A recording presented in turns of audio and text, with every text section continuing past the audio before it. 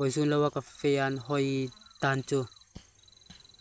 vai mim ka tu le mi chu pathum thuman tu la ka chu som ni ka tla ka ku pakhat hin chu I think ko mi chu pakhat khan tla ka pathum thum palili ka tla ka chun phang ma khom pathum thum palilin tla ka chu som ni panga som ni paru ka tla ara phala chu in boral no ni kanu medicine la chu mi that nu melati Tlangwal zoram tharlung trau kala hitia ri lar kha film starring chow e sona che thothai khom alo hau khobel football apet thiem bok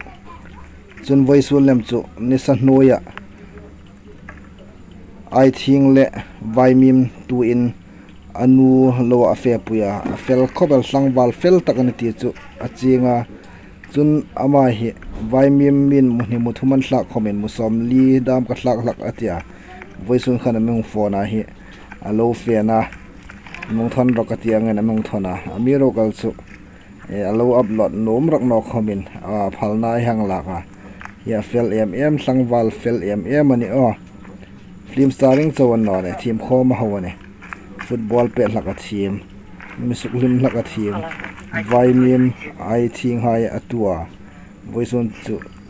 anu hang san ne amel he hang enin la lom re ne ha thote e ju ka nei ting ving za ma chau ta a tho e a tha meli tu ta mi lem kha chu a hlung pha la ju fe ngai ka ti a thil tu hai among nom lakhat lani zo an lang ding ana chu hon chun ju feng ka ti kai khom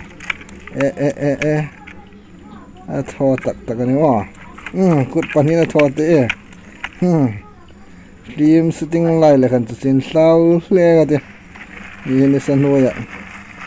I think ye ma jok pur lak lo em no kai te lung ama ne chau a tham hi al khobel